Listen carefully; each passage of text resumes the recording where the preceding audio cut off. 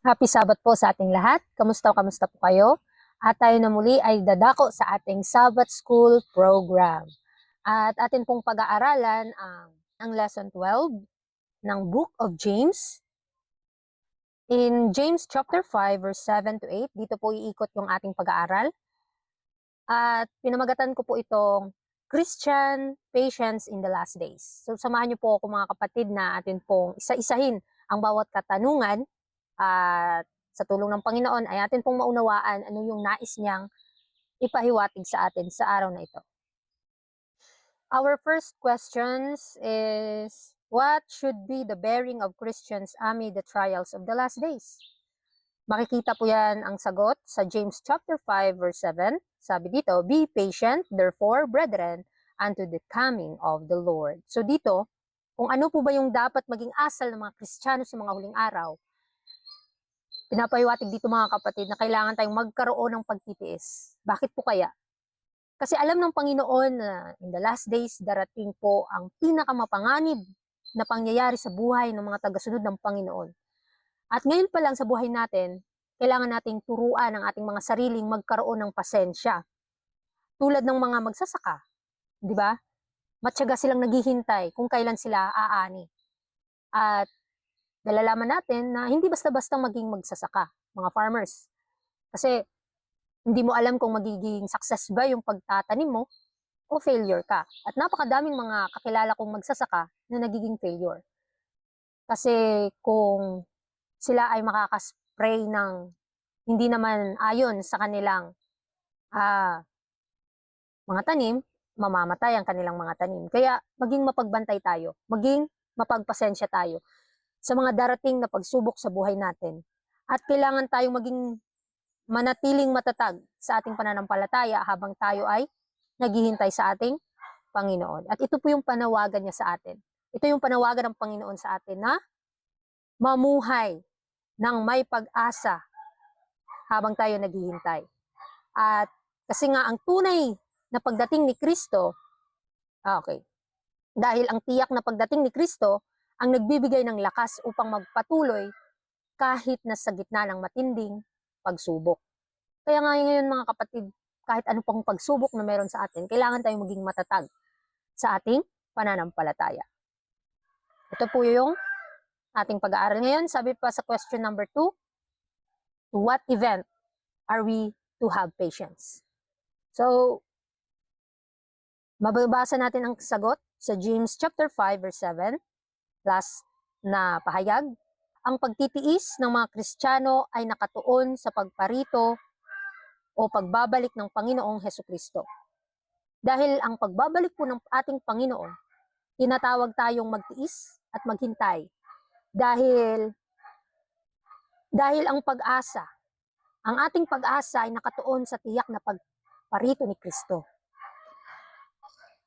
Kaya po tayo tinatawagan ng Panginoon na magtiis at may pasensya. Kasi nga 'di ba, kung sino yung magtitiis hanggang sa wakas, ang siyang maliligtas. Kasi yung mga katiyakan na mangyayari sa mundo natin, hindi natin alam anong magiging posible na mangyari. Pero alam natin kung ito ba ay nangyayari na. At bagamat hindi natin alam ang eksaktong panahon o oras sa pagparito ng Panginoon, pero binibigyan niya tayo ng paalala ano yung dapat nating gawin sa panahon na yan. Na kailangan tayong maging handa, baka tayo ay makitang natutulog sa ating pananampalataya. Kaya kailangan magtiis. Ito yung hinihingi sa atin ng Panginoon. Magtiis, may pasensya, at hihingi din natin sa Panginoon itong mga karakter na nais ng Panginoon na maipakita ng kanyang bayan sa mga huling araw. Kaya kailangan, sa pagparito ng Panginoon, at habang tayo naghihintay sa Kanya, ito yung mga pangyayari na kailangan nating magtiis, mga kapatid. Sa question number 3, why is the prospect of the near coming of Christ an incentive to patience?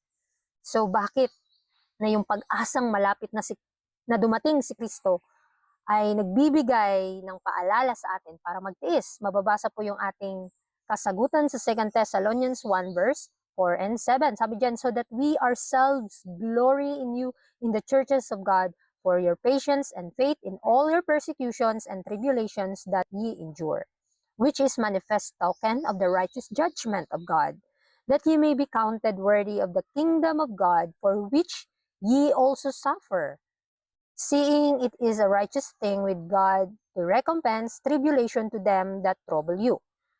And to you who are troubled, rest with us, when the Lord Jesus shall be revealed from heaven with His mighty angels. So, ito po yung mga katiyakan ng katarungan sa atin. Sa atin pang nabasa na sa ating buhay ay kailangang may pagtitiis kasi dito marireveal yung character, yung glory ni Kristo. Kaya nga ang mga mananampalataya na nagdurusa at umaasa sa Diyos ay kailangang magtiis dahil gagantimpalaan sila sa kanilang paghihirap. So hindi po magiging walang silbi yung ating paghihirap kung tayo po ay nagsasakripisyo para kay Kristo. Kasi we are partakers of Christ's suffering, mga kapatid. Kaya nga sa ating nabasa, kapag tayo ay magtitiis, may pangakong kapahingahan sa bawat isa.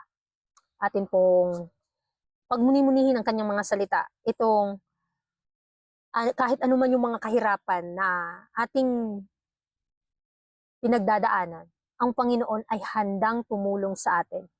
Handa niya tayong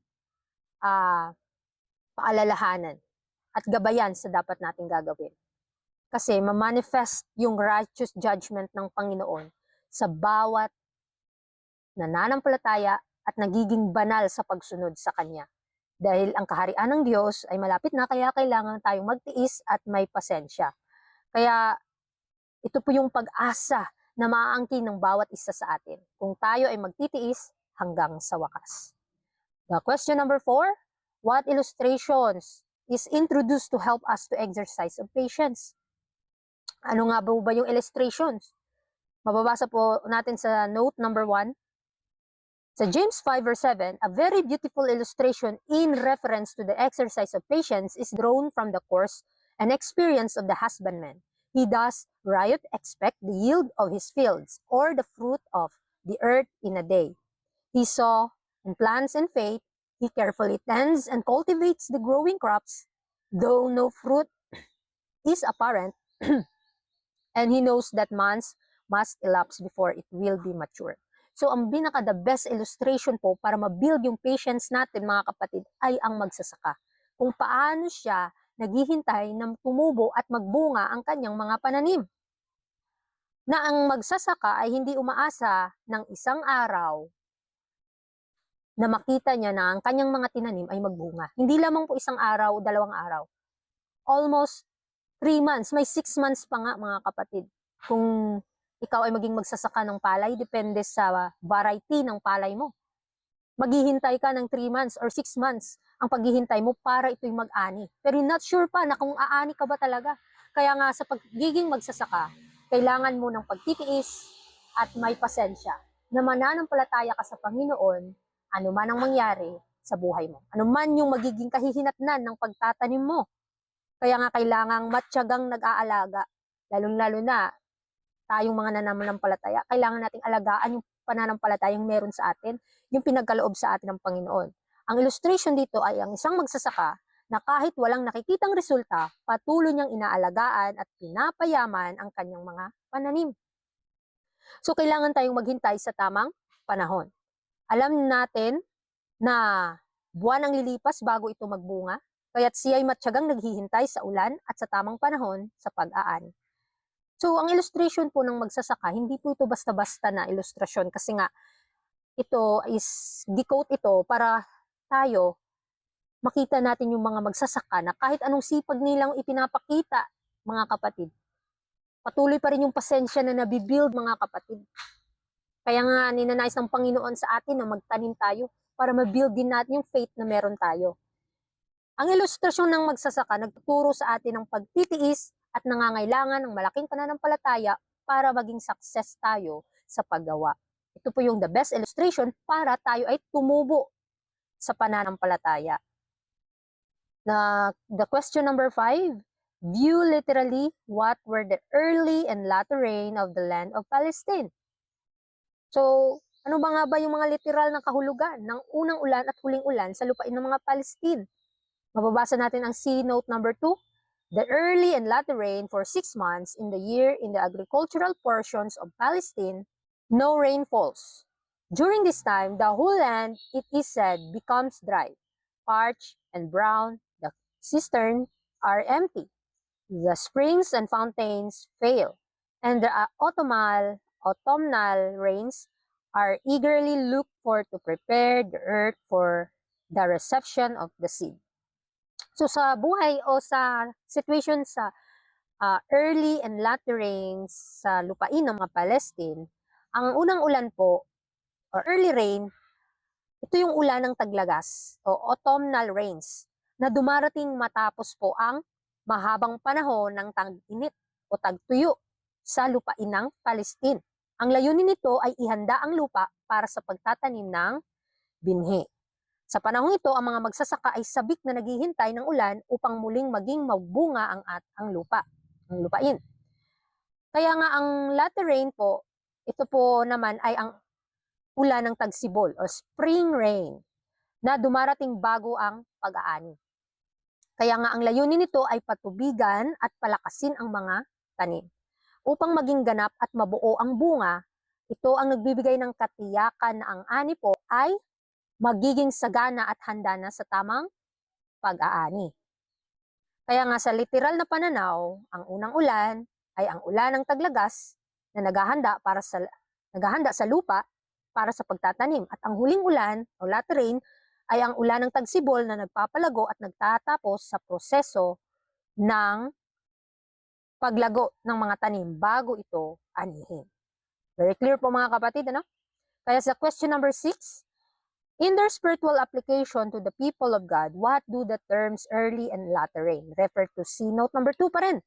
This course of nature is taken to illustrate the work of the Spirit in the dispensation when on the day of Pentecost, the great work of the gospel began. The Spirit was poured out marvelously. This with wonderful manifestation during the apostolic age constituted the early rain. The work of the Spirit has continued more or less from the time to this, but as the work of grace shall draw to a close, a more copious outpouring of the Spirit may be expected to ripen the gospel harvest for the kingdom of God. The second coming of Christ is represented by a reaper coming with a sharp sickle to reap the harvest of the earth. Mababasa po yan sa Revelation chapter 14, verse 14. So ano po ba yung spiritual application para sa bayan ng Diyos na ang mga salitang early rain at latter rain tumutukoy sa gawa ng banal na espiritu sa iba't ibang yugto ng kasaysayan ng kaligtasan? So yung unang ulan, batay nga sa ating nabasa, ay tumutukoy ito sa pagbuhos ng Espiritu Santo noong panahon ng Pentecost. Mababasa natin yan sa Acts chapter 2, na nagbigay ng kapangyarihan sa unang iglesia upang ipangaral ang ebanghelyo. At nakita natin yung resulta ng kanilang pag-aaral. Ang kanilang pag-aaral dahil thousands ang nabaptize, ang na-convert within one day.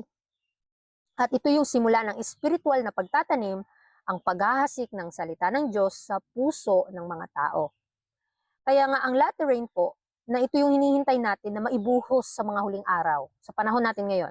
Tumutukoy ito sa huling pagbuhos ng Espiritu Santo bago ang pagbabalik ni Kristo. Kailangan tayong mabuhusan ito mga kapatid. Kasi kung hindi tayo makakapanagumpay sa pagsubok na ating malalampasan. Kasi nga yung latter rain na ating hinanais, ito yung magbibigay ng lakas at kapangyarihan sa bayan ng Diyos, sa atin, upang tapusin ang gawain ng ebanghelyo sa buong mundo. At marami po, makikita natin yung magiging ang resulta ng latter rain mga kapatid. Katulad ng ulan ng tagsibol na nagpapahinog sa ani, ang huling ulan ay maghahanda sa mga mananampalataya para sa spiritual na pag-aani sa huling mga araw. Kaya mga kapatid, very nice po ang ating pag-aaral ngayon sa ating Sabbath School kasi dito tinutunghayan kung paano tayo makakatanggap ng latter rain. Kaya nga sa spiritual na kahulugan, ang unang ulan or tinatawag na early rain ay ang kapangyarihan ng Espiritu na nagpasimula sa gawain ng Ebanghelyo. At very, very naiintindihan po talaga natin kung ano po yung ibig sabihin ng early rain and latter rain sa ating spiritual application in the last days. The question number 7, what is the force of the exhortation, be also patient? The answer is, it is equivalent to a direct promise that the people of God will in the last days receive the latter rain to prepare them for the kingdom of heaven. So ano po ba yung diwa ng panawagan na magtiis na din naman, o magtiis din naman kayo? So ninais ng Panginoon na magtiis tayo according sa James chapter 5 verse 8. Kasi nga, ang panawagang magtiis mga kapatid, ito yung hindi lamang simpleng utos na maghintay, kundi ito yung isang pangako na habang tayo ay naghihintay sa Panginoon, kailangan tayo magkaroon ng ganitong karakter. Kasi sa buhay natin, kung wala tayong pagtitiis, ang bilis lang nating magsawa, ang bilis lang natin mainip, mga kapatid. Kaya nga nawa mabuild po nawa ang pagiging matiisin sa atin, sa bayan ng Diyos mismo. Sa pagpapatuloy po sa ating question number 8, in what are we to establish our hearts? Mababasa natin ito, napakadaming pong mga key texts natin mababasa sa 1 Corinthians 15:58 and Hebrews 10:35 to 37. So kung atin po itong babasahin mga kapatid,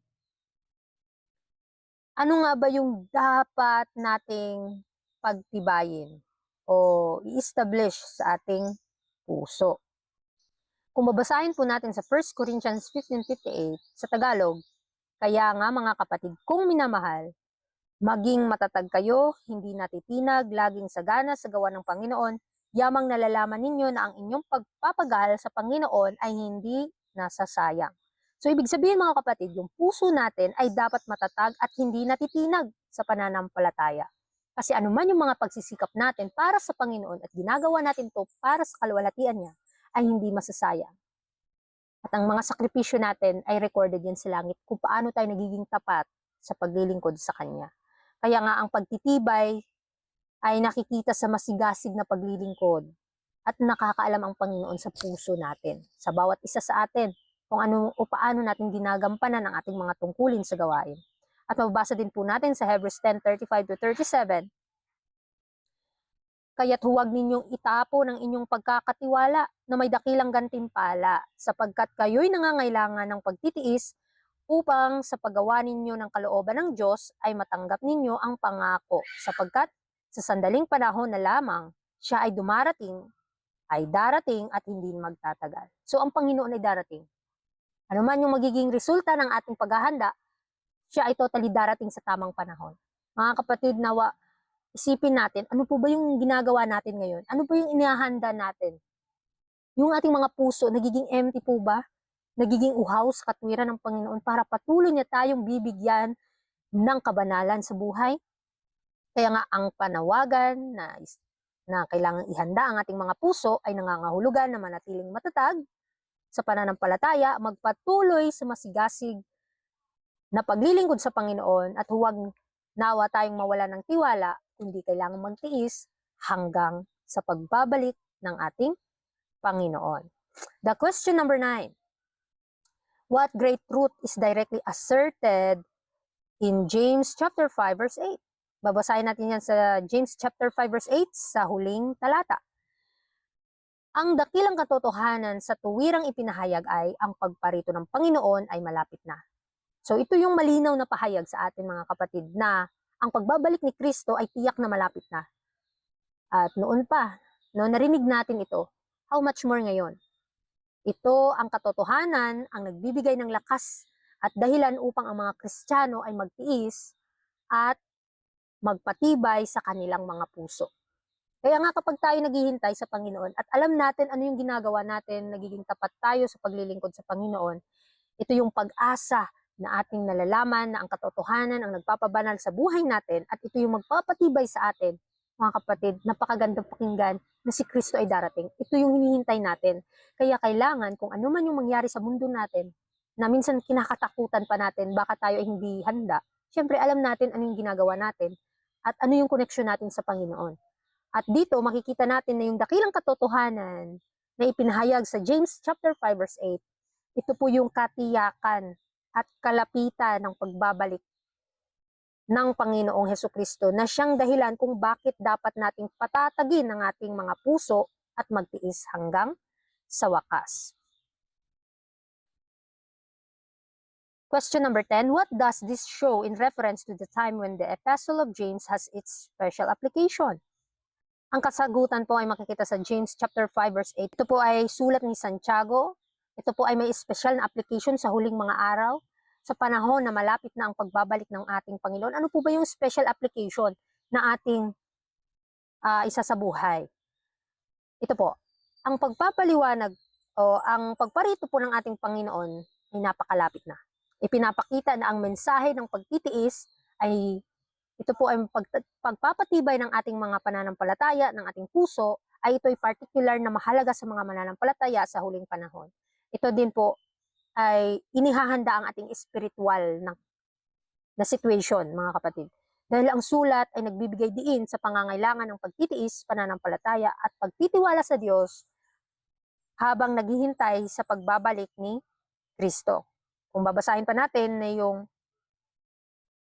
ito yung nagpapakita na yung panahon ng Panginoon ay napakalapit na, at dito yung espesyal na aplikasyon sa sulat ni James ay ang huling panahon kung kailan ang bayan ng Diyos ay tinatawagan na magtiis, magpatibay sa puso at maghanda para sa nalalapit na pagbabalik ng Panginoon.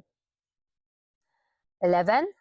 Question number 11, mga kapatid, sabi dito, what evil liable to come into the church is warned against in verse 9? Sabi sa verse 9, grudge not one against another, brethren, lest ye be condemned. So,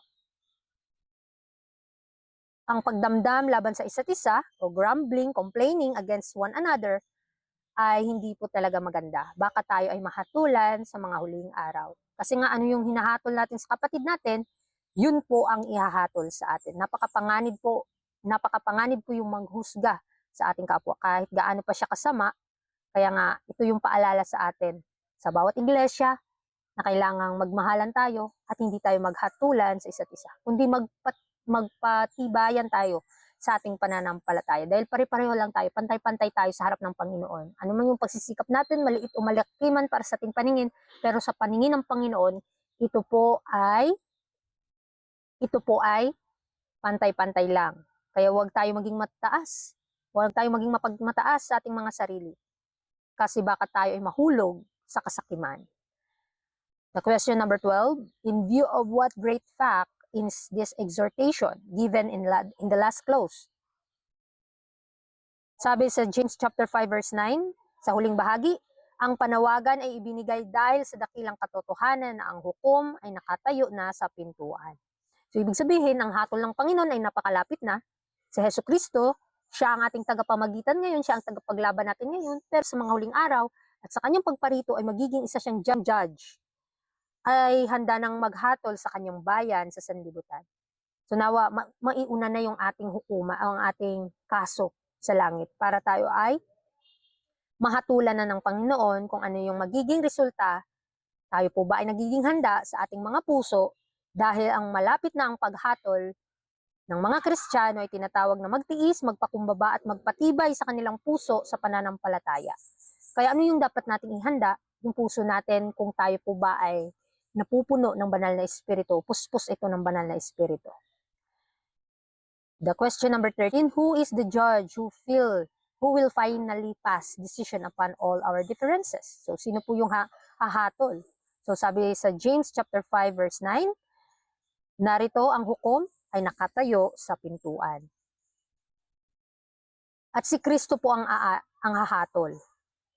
Kaya marami tayong mga verse sa John 5:22 at sa Acts 17:31, malinaw na si Kristo ang itinalaga ng Diyos upang humatol sa lahat ng tao. Kanyang paghatol ay makatarungan. Ang lahat ng pagkakaiba, hidwaan, kasalanan ay kanyang huhusgahan ng may ganap na katarungan. Kasi nga yung Diyos natin at si Kristo na anak ng Diyos na siyang hahatol pa sa bayan ng Diyos ay hindi lang siya Diyos ng pag-ibig at awa. Siya din po ay Diyos ng hustisya. Ano yung ginagawa mo, yun yung hahatol sa'yo. Dahil makatarungan ang hatol ng ating Panginoon. Di na po tayo magtatagal sa question number 14. To what state of mind, course of action should this thought lead us? Si James 5 verse 9. Makikita natin dito na yung kaisipan na ang hukuman ay nakatayo sa pintuan ay dapat magdala sa atin ng estado ng isipan at paraan ng pagkilos ng punong-puno ng pagpakumbaba at pagkatakot sa Diyos, pagtitiis at pagtitibay ng puso, pag-asa at katiyakan, paraan ng pagkilos, pag-iwas sa makadamdam na pagrereklamo, masigasig na paglilingkod sa Panginoon, paghahanda para sa kaharian ng Panginoon. Ito yung ipanapahiwatig sa atin na dapat nating makita sa buhay natin yung karakter ni Kristo at ano yung mga pag-iisip na dapat nating isipin sa panahon na tayo ay inihahanda ng Panginoon.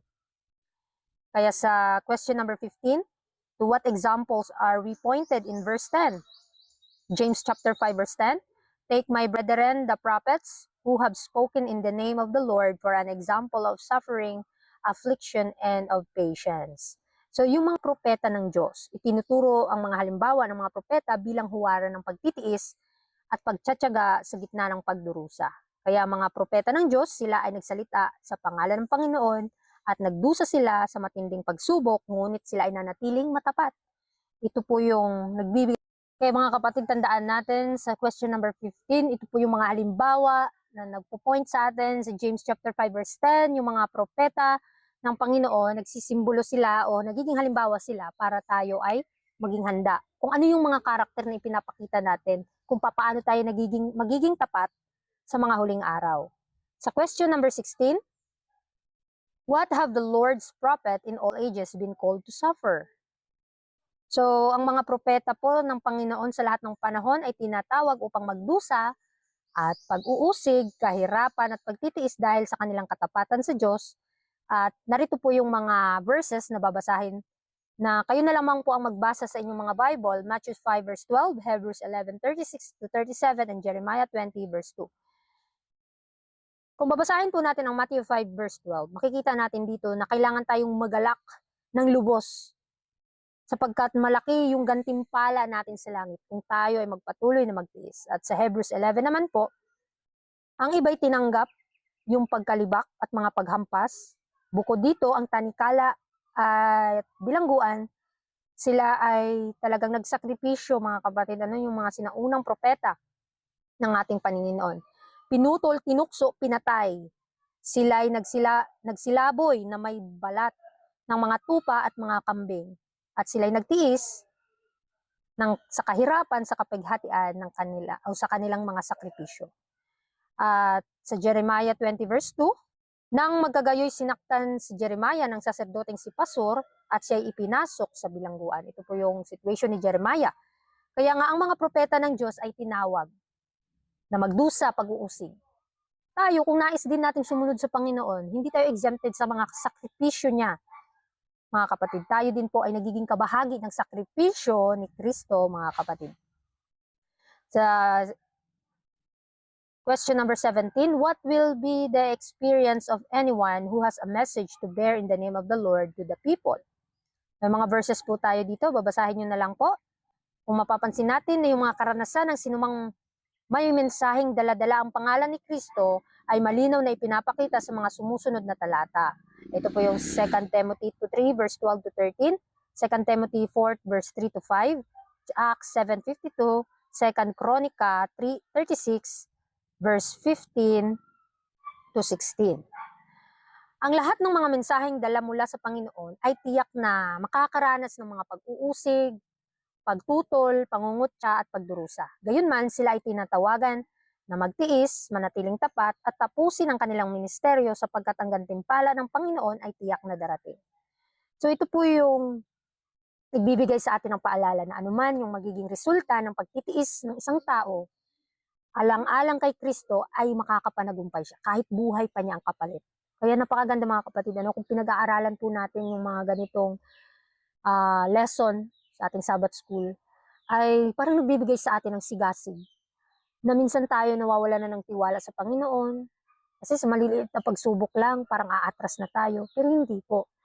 Binibigyan tayo ng kalakasan ng Panginoon para magpatuloy. Ano man yung pagtitiis, ano man yung mga bagay na magbibigay sa atin ng sakripisyo alang-alang sa Panginoon, ay kailangan ang mga salita ng Diyos ang magbibigay ng tibay sa ating pananampalataya para tayo ay makabangon, makapanagumpay.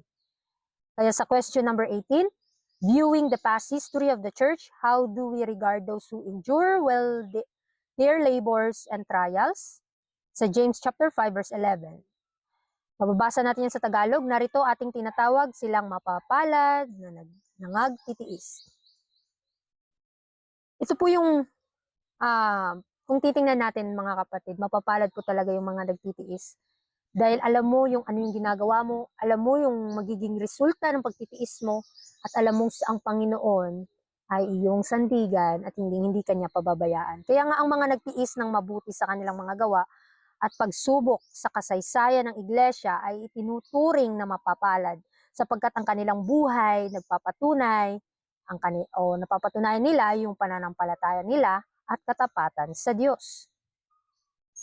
Question number 19, what course should this lead us to pursue? So, James chapter 5 verse 11, behold, we count them happy which endure. So, ito po yung tulad ng mga propeta at mga lingkod ng Diyos nang sinauna, nagdusa sila, ngunit nanatiling tapat. Tayo rin ay tinatawagan ng Panginoon ng magpatuloy sa ating paglilingkod sa Kanya, na ang kanilang halimbawa ay nagtuturo na ang ating mga gawa para sa Panginoon ay hindi magiging useless, mga kapatid. Kaya't dapat tayong magpatuloy sa paglilingkod anuman ang mangyari, mga kapatid. Dahil ang pagtitiis ay may kalakip na pagpapala at gantimpala mula sa Panginoon, kaya't dapat tayong mamuhay ng may pananampalataya at pag-asa sa Kanyang pagbabalik. So question number 20, what particular example of patience is next referred to? So, mababasa po natin sa James chapter 5 verse 11. The particular example of patience next referred to is, wala na pong iba kundi si Job. Bakit kaya si Job?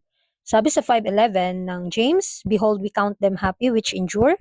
Ye have heard of the patience of Job, and have seen the end of the Lord, that the Lord is very pitiful and of tender mercy. So bakit nga po nga si Job yung ginawang example ng pagtitiis? Siya po ang halimbawa dahil kahit dumaan si Job sa matinding pagsubok, nawala ang kanyang kayamanan, mga anak, at pati ang kanyang kalusugan ay naapektuhan, nanatili siyang tapat sa ating Diyos at hindi siya itinakwil ng Panginoon. Sa kabila ng kanyang paghihirap, nagtiwala pa rin si Job sa Panginoon. Kaya ipinakita ng Diyos ang kanyang awa at mabuting layunin sa kanya sa hulihan. Kaya mga kapatid, kung tayo ay dadaan ng pagsubok gaya ni Job, huwag po tayong mawala ng pag-asa. Dahil ang Panginoon ang nakakaalam bakit niya pinapahintulot yung mga pagsubok na ating pinagdadaanan. Kaya sa ating pag-aaral na magbigay ng halimbawa sa atin, ng encouragement sa atin na si Job, kung paano siya lumakad ng may katapatan sa Panginoon. The question 21, what does this prove? In reference to the question whether such a person as Job ever lived or not. So James 5:11 sa huling bahagi, ye have heard of the patience of Job and have seen the end of the Lord, that the Lord is very pitiful and of tender mercy. Kaya mga kapatid, pinapakita dito yung pasensya ni Job, yung kanyang karakter. Ito yung tunay na nagpapakita ng paalala sa atin na si Job, kahit na anuman yung pagsubok na nangyari sa kanya, ay patuloy siyang naging matatag at patuloy yung pagpapala ng Panginoon sa kanya. Lalong-lalo na kung tayo ay naghihintay sa Panginoon ng may pagtsatsaga at pagtitiis. Sa question 22, what does the word end mean in the expression, the end of the Lord? Sa note number 3, the end of the Lord, the word end here means to means object or purpose. You have seen the object or purpose of the Lord afflict in Job.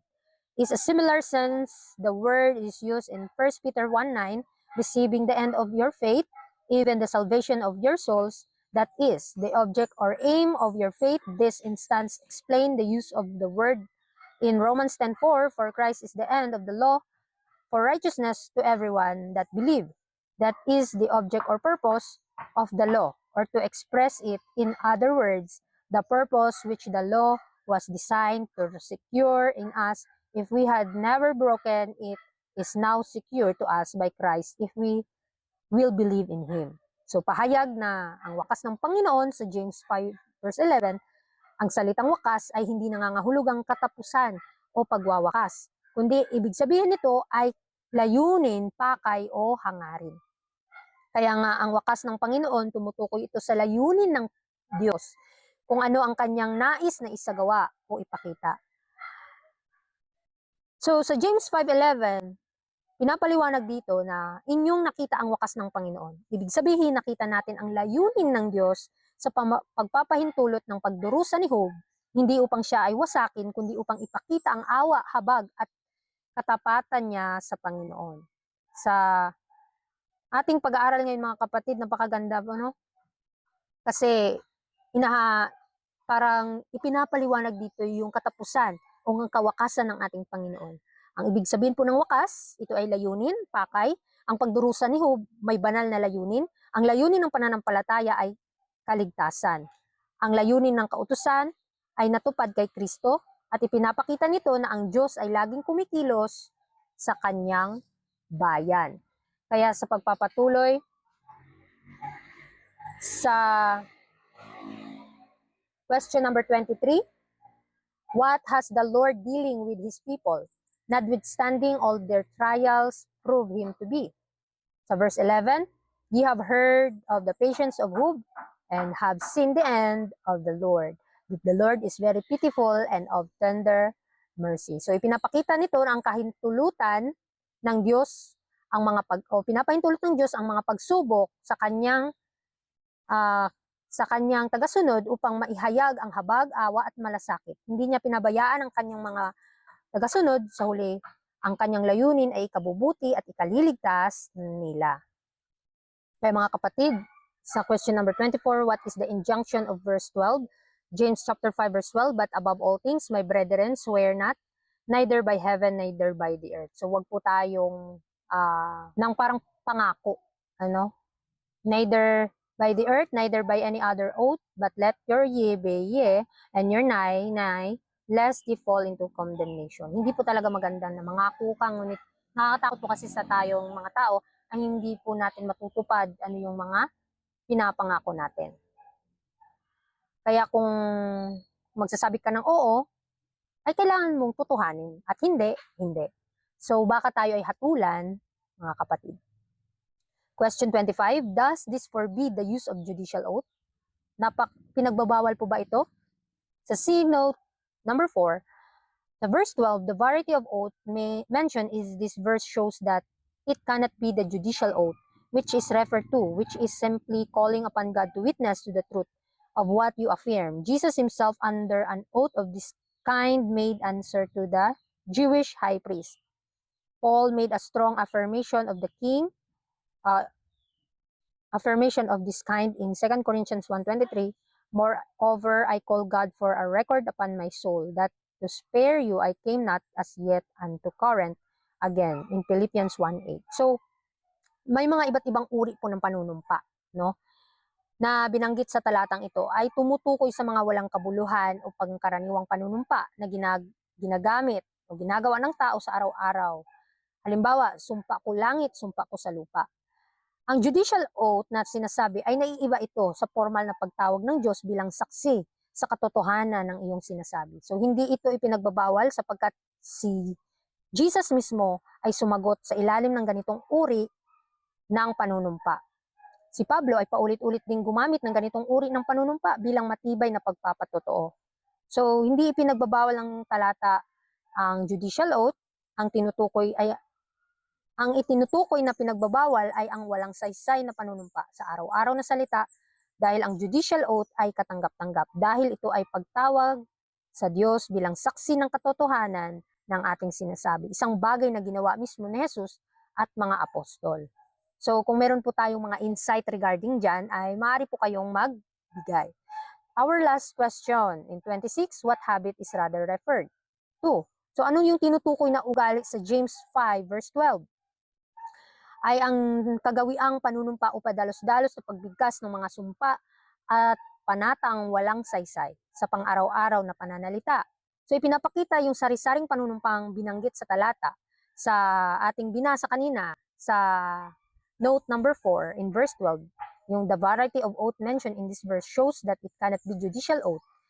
Huwag magsumpa kahit sa langit o sa lupa o sa alinmang ibang sumpa na hindi ang judicial o formal na panunumpa o judicial oath na ipinagbabawal dito dahil ang judicial oath ay yaong ginagawa sa harap ng hukuman, pagpapatotoo sa katotohanan, pagtawag sa Diyos bilang saksi. Kasi nga 'di ba, ginagamit ito sa mga judgment, na nangangako ka, nanunumpa ka sa ganitong bagay.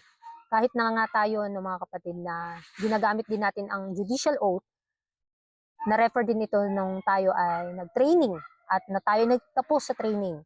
At nangako tayo na anuman ang mangyari ay manunumpa tayo na tayo ay magiging kabahagi ng gawain ng Panginoon anuman yung magiging resulta ng ating gawain.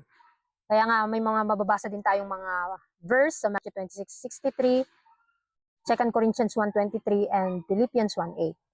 So si Pablo, gumamit siya ng matibay na panunumpa. So ito po yung karakter na ipinapakita sa ating pag-aaral ngayon na maiba-iba po kasing klase ng panunumpa. So depende na lamang po ito sa paggamit, ano yung pinagbabawal ng Panginoon.